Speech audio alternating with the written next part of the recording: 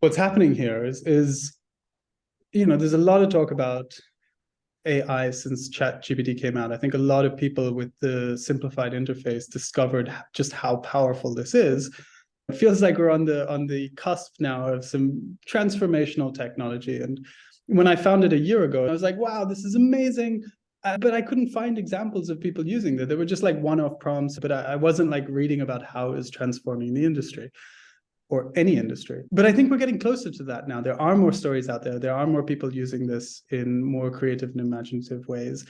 And, we can do a lot cooler things now with computers. But what are they? Because everyone kind of talks about these things in a kind of abstract sense. And I wanted to go out and find like very specific, concrete examples. Makes total sense, Joshua. And I think that's a wonderful thing to do. So what I've done for our discussion today, I found it how people are using ChatGPT to create cover letters.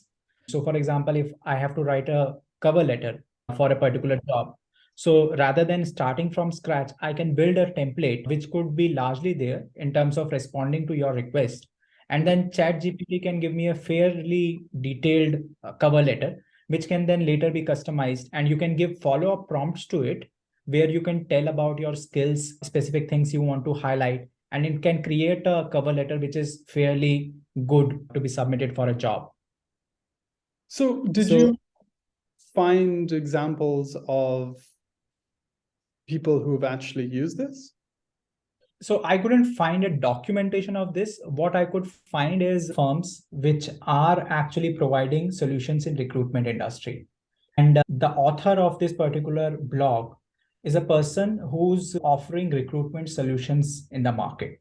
So it's not actually coming from a person who's writing cover letters, but it is coming from someone who's evaluating cover letters. So here we're not necessarily talking about end users, as in I'm looking for a job, I use Forage as my cover letter, which I could. But the story here is really an agency or a middleman that's doing this at scale that can now use Forage to work with customers at scale. Yeah, so there are multiple use cases. So for example, in this case, they have gone out and given an advisory to people because they are working with a lot of people who are looking for jobs. These people struggle with writing cover letters because that's a time-intensive process. Once you go through the job description, then you write a cover letter, try to match your skills. Sure. So they are suggesting that ChatGPT could be a powerhouse for these candidates. And rather than starting from scratch, they can actually give prompts to ChatGPT and it can create a first level cover letter for them, which can be used by them for making applications for job. So is the problem here that I don't know how to write a cover letter or that I have writer's block? The problem here, which is getting solved, is when writing cover letters, many of us are specialists in certain sectors. Somebody might be a chef or somebody might be an engineer. They are really good at what they do. Sure. But when it comes to actually writing these, they need professional assistance. So now they actually can do it themselves with the help of ChatGPT. Cool. Let's keep going. So what else have you got? Yeah. So another one, again, this is coming from a company's blog, which is into sales operation. Okay. And what they have done, they have come out with the way ChatGPT can be used to develop cold emails for sales representatives. So if you are writing a cold email to a prospect and you want to open up a conversation with them, then how do you use ChatGPT to put it together? So again, this is a company which is selling a solution and they are telling people that how ChatGPT can be monetized. So this is the company, Sales Handy. They are already company which sells B2B lead generation software. So I'm unclear, like there's a lot of similar type of companies that don't use ChatGPT. So what is the problem? What is the problem that they're solving? Like what do people need ChatGPT for?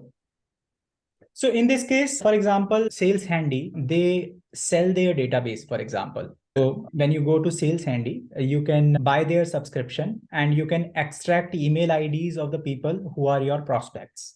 You can do the prospecting from there. Okay. And once you have their email IDs, you need to write to them. So typically, say websites like Sales Handy or other competitors they have, they provide email templates to the teams which have subscribed to them. And these email templates are, let us say, PAS formula, pain agitate formula, or maybe something else. And it helps users to quickly customize that template and reach out to their prospect by using their service. Now they're saying that in the previous phase, we were just providing you these templates, but now you can go beyond these templates. You can input some prompts in ChatGPT, and you can create your own templates, which are much more customizable than what we are offering you. So better cold emails is what you're saying. Better cold emails, exactly. And what, like, how are they, like, what evidence is there that this is better? Like, how much better are these? Are the open rates better? Like, what does that mean? So no, if you ask me data, I don't think they have data to support it as of yet, that if the bounce rate has decreased or if the click rate has improved. So that data is not there. This blog is primarily talking about how it can be used, and it showcases that how you can put in those prompts and get results out of it.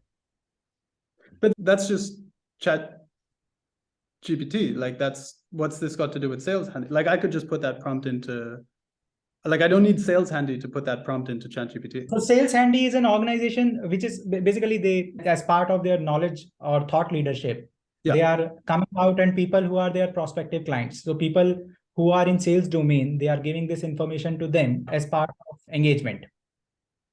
Oh, so Sales Handy doesn't use AI or ChatGPT in any way. This is just them saying that you can use ChatGPT to write cold emails. Yeah. And if you're writing cold emails, we are the place who can give you leads, and you use your software, and this is how you do it. The main question I have is, like, what is the problem it's solving? And then the follow-up will always be, yeah, but does it work?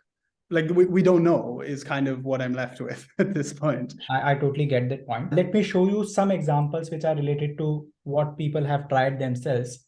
Okay. So one of the examples is from legal industry, and there's an attorney who has put in his video. There are two of them which I found really useful. So this is where there's an attorney who has put in a prompt in ChatGPT to draft an agreement, legal agreement. Yeah. So does he go through, like, is it a single prompt, or does he go through like a sequence of prompts to get it from the initial output to something that was workable? Like, does he end up using the contract in the end?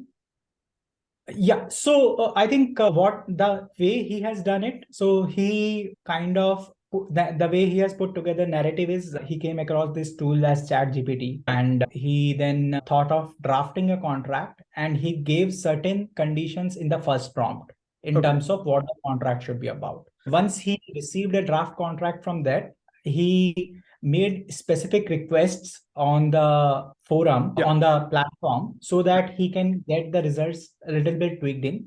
So he has not designed the entire workflow which can be used by anybody else. He has done it for his own purpose. It's like an exploration that if I have to draft a contract using ChatGPT, how I can get the first draft and then improvise it using ChatGPT itself.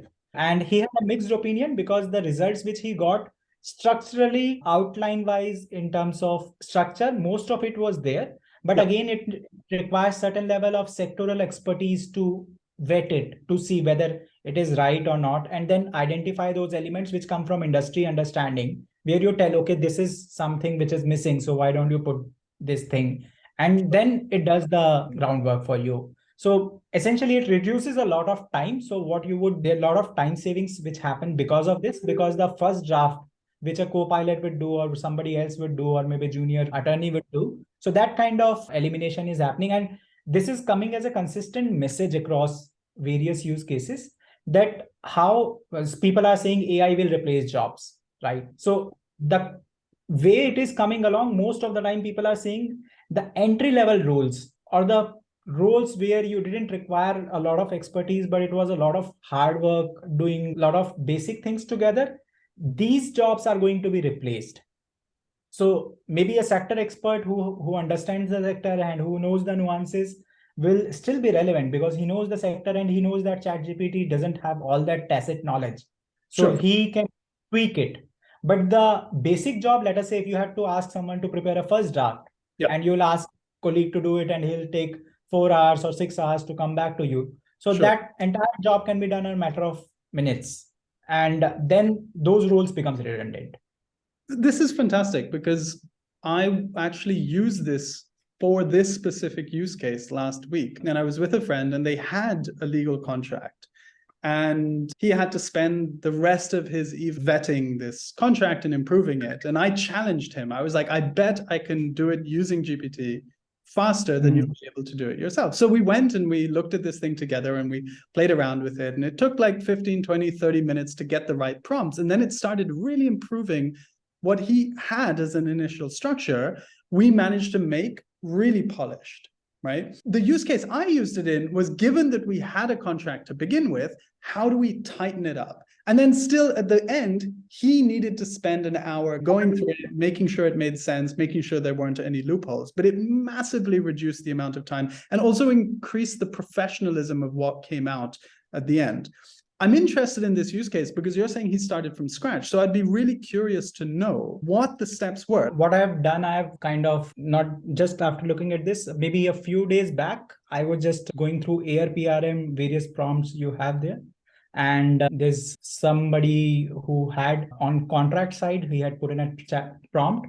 And in my career, I have managed at least 50, 60 contracts in my consulting. So what I did, I simply created a prompt, right? So for typically on projects, consulting projects, you need taxi services or cab services. Nowadays, after Uber and other providers, it's not that prevalent, but maybe 5 years back or even today in countries like India, you still have contracts with car service providers.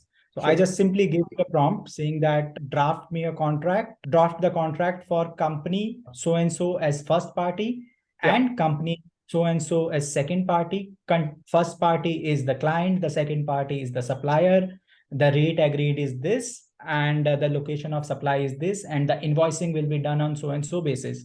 So I just gave that prompt to ChatGPT and the result which I got out of it was marvelous. So I think it was like 80% of this was generated by ChatGPT, and then I could just simply modify some clauses here and there. And good part was that the moment I entered location of a city within India, it knew that the arbitration clause which has to come, the act which has to be referred for arbitration clause is an Indian act.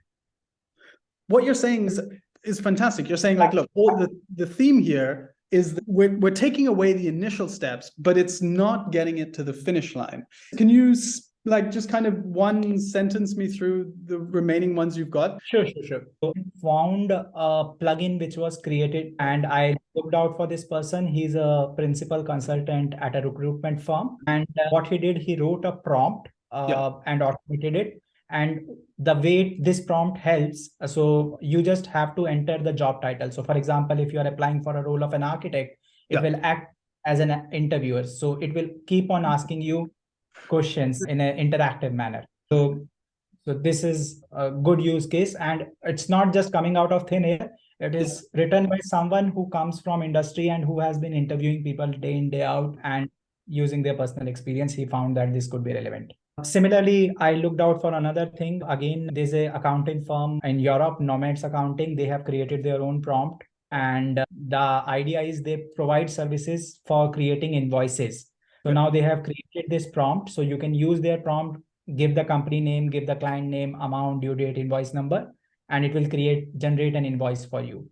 Then another one which I felt was useful. So it was not specifically ChatGPT, but I think tools. These are AI tools. For example, there's a company called as ContractCan, which provides contract review tools. So they have extensions in Word documents which you can use to review your contracts. Now they have been talking about generative AI and they are pinpointing what it can't do.